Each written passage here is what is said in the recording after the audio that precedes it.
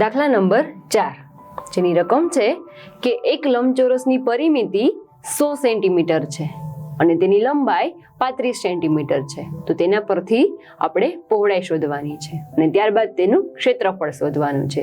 તો જે લાસ્ટ દાખલો જોયો હતો એના કરતાં ઓપોઝિટ છે. પહેલા પરિમિતિ આપેલી છે, તેના પરથી પહોળાઈ શોધીશું અને ત્યારબાદ પહોળાઈ મળી જાય ત્યારબાદ તેનું ક્ષેત્રફળ શોધીશું. તો અહીં આપણી પાસે જે માહિતી આપેલી છે તે લખીએ કે લંબચોરસની પરિમિતિ બરાબર 100 સેન્ટીમીટર. અહીંયા ખાસ ધ્યાન રાખવાનું છે કે એકમ બધા સેન્ટીમીટરમાં છે, તો છેક સુધી બધા એકમમાં સેન્ટીમીટર રાખીશું. ત્યારબાદ બીજી વસ્તુ આપેલી છે કે જે લંબચોરસની લંબાઈ એ છે 35 સેન્ટીમીટર.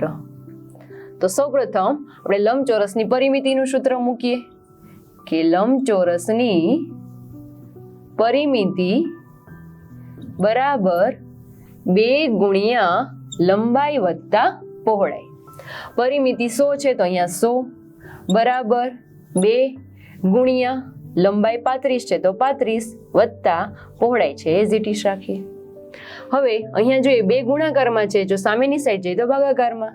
અહીંયા થશે 100 ભાગ્યા 2 બરાબર લંબાઈ વત્તા પહોળાઈ. સોરી, લંબાઈની કિંમત છે આપણી પાસે 35, તો એ મૂકીશું કે 35 છે.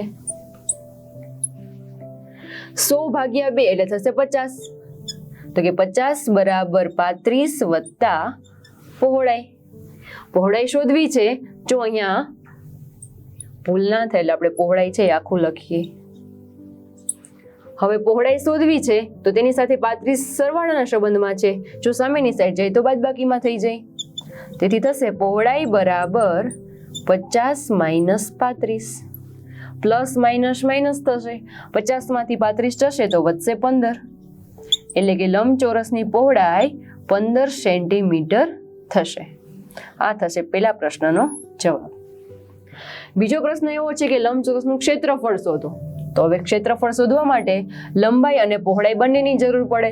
આપણી પાસે બંને એકમો છે, તો સૂત્ર મૂકીએ કે લંબચોરસનું ક્ષેત્રફળ બરાબર લંબાઈ ગુણ્યા પહોળાઈ.